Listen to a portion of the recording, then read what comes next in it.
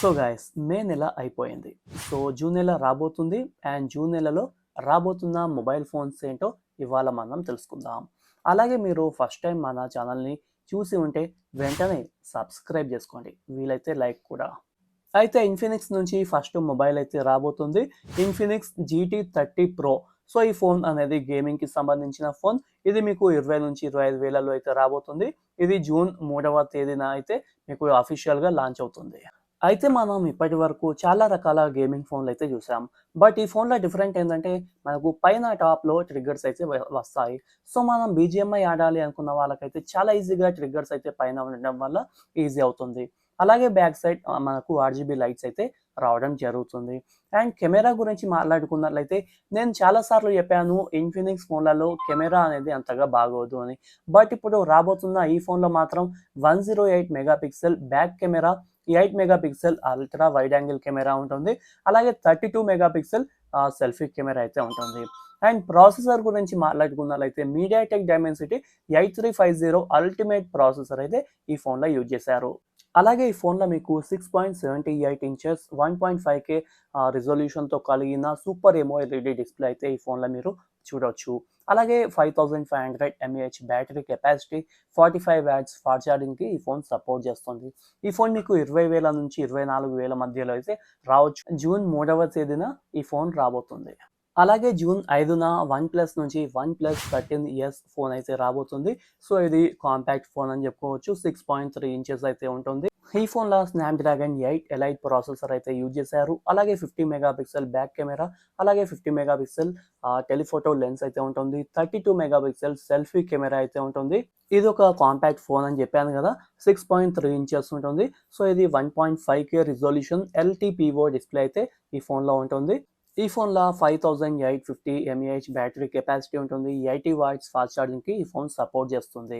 అలాగే నెక్స్ట్ వచ్చే ఫోన్ వచ్చేసి Vivo T4 Ultra. సో ఇది ఇంతకుముందు Vivo T3 Ultraగా వచ్చింది. సో ఇది చాలా మంచి ఫోన్ అని చెప్పుకోవచ్చు. సో దాని కంటిన్యూ వర్షన్గా మీకు Vivo T4 Ultra అయితే రాబోతుంది.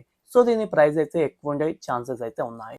ఈ ఫోన్లో కూడా మీకు 6.78 1.5K resolution quad curved display అయితే ఉంటుంది. అండ్ కెమెరా గురించి మాట్లాడుకున్నట్లయితే బ్యాక్ కెమెరా 50 మెగాపిక్సెల్, టెలిఫోటో కోసం 50 megapixel, 8 megapixel ultra wide angle and 50 megapixel selfie camera అయితే ఉంటుంది. సో ఇందులో మీకు పెరిస్కోపిక్ లెన్స్ అయితే యూజ్ చేశారు. మీకు మ్యాక్రో షాట్స్ అయితే చాలా బాగా వస్తాయి. ఈ ఫోన్లో మీడియాటెక్ డైమెన్సిటీ 9300 ప్లస్ ప్రాసెసర్ అయితే యూజ్ చేశారు. అండ్ ఫైనల్గా 6000 mAh battery capacity and 90 watts fast ఛార్జింగ్కి ఈ ఫోన్ అయితే సపోర్ట్ చేస్తుంది. అలాగే పోకో నుంచి కూడా మనకు మొత్తం 3 ఫోన్లు అయితే రాబోతున్నాయి. So Poco F7 Pro, F7 Ultra ఈ 3 ఫోన్స్ అయితే రాబోతున్నాయి. అయితే పోకో F7లా స్నాప్డ్రాగన్ 8s Gen 4 ప్రాసెసర్ అయితే ఉంటుంది. అలాగే పోకో F7 Proలా స్నాప్డ్రాగన్ 8 Gen 3 ప్రాసెసర్ అయితే ఉంటుంది. పోకో F7 Ultraలా 8 ఎలైట్ ప్రాసెసర్ అయితే ఉంటుంది. అలాగే ఒప్పో నుంచి ఆఫ్లైన్ మార్కెట్ కోసం కొన్ని ఫోన్లు అయితే రాబోతున్నాయి, 14 సిరీస్. సో ఇవి ప్రైజెస్ అయితే ఎక్కువగానే ఉంటాయి. సో కెమెరా బాగుండే అవకాశం అయితే ఉంటుంది. అండ్ దాంతోపాటు ఒప్పో K13 టర్బో ఫోన్ అయితే రాబోతుంది. ఈ ఫోన్లో మీకు 6.7 ఇంచెస్ ఫుల్ HD డిస్ప్లే అయితే ఉంటుంది. అలాగే స్నాప్డ్రాగన్ 8s Gen 4 ప్రాసెసర్ అయితే ఈ ఫోన్లో ఉంటుంది. And 50 megapixel main camera, 8 megapixel ultra wide angle camera and 16 megapixel selfie camera అయితే ఈ ఫోన్లో ఉంటుంది. అండ్ ఈ ఫోన్లో మీకు 7000 mAh battery capacity, 80 watts fast charging అయితే ఈ ఫోన్ సపోర్ట్ చేస్తుంది. అలాగే OnePlus నుంచి కూడా 2 ఫోన్లు అయితే రాబోతున్నాయి, OnePlus Nord 5 అలాగే OnePlus CE5. అయితే OnePlus CE5లో 6.7 inches full HD super AMOLED display ఉంటుంది. మీడియాటెక్ డైమెన్సిటీ 8350 ప్రాసెసర్ ఉంటుంది. 50 megapixel camera and 8 megapixel ultra wide angle camera ఉంటుంది. 16 మెగాపిక్సెల్ సెల్ఫీ కెమెరావి ఉంటుంది. అండ్ 7000 mAh బ్యాటరీ కెపాసిటీ ఉంటుంది. అలాగే 80 వాట్స్ ఫాస్ట్ ఛార్జింగ్కి సపోర్ట్ చేస్తుంది. అండ్ మీకు OnePlus Nord 5లో కూడా ఆల్మోస్ట్ అన్ని సేమే ఉంటాయి. So 50 megapixel main camera, 8 megapixel ultra wide angle camera, 16 megapixel selfie camera.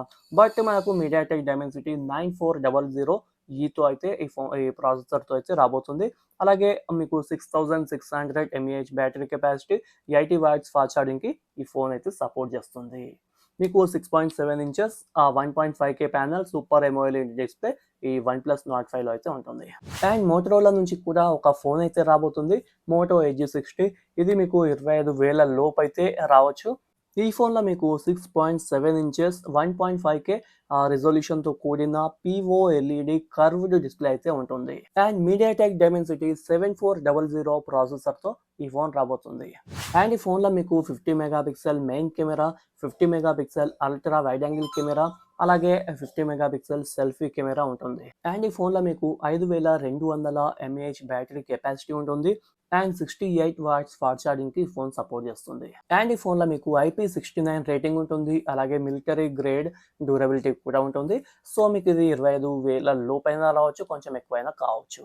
అలాగే Vivo X200 FE ఫోన్ కూడా రావచ్చు, రాకపోవచ్చు. మేబీ జూలైలోవి రావచ్చు. ఇది ఒక కాంపాక్ట్ ఫోన్, 6.3 ఇంచెస్ అయితే ఉంటుంది. అండ్ ఫైనల్గా Xiaomi 15CV కూడా రావచ్చు. సో ఇది కూడా మీకు మంచి మొబైల్ అని చెప్పుకోవచ్చు. ఇందులో మీకు 50 మెగాపిక్సెల్ మెయిన్ కెమెరా ఉంటుంది, 12 megapixel ultra wide angle camera ఉంటుంది, 50 మెగాపిక్సెల్ టెలిఫోటో లెన్స్ ఉంటుంది, 50 మెగాపిక్సెల్ సెల్ఫీ కెమెరా ఉంటుంది, అలాగే 6000 mAh battery capacity, 67 watts fast ఛార్జింగ్కి ఈ ఫోన్ సపోర్ట్ చేస్తుంది. ఈ ఫోన్ మీకు 40,000లో వచ్చే అవకాశం అయితే ఉంది. సో జూన్లో రాబోతున్న ఫోన్లు అయితే ఇవే. సో మీకు ఈ వీడియో నచ్చినా నచ్చకపోయినా ప్లీజ్ లైక్ అయితే చేయండి, అలాగే సబ్స్క్రైబ్ కూడా చేసుకోండి.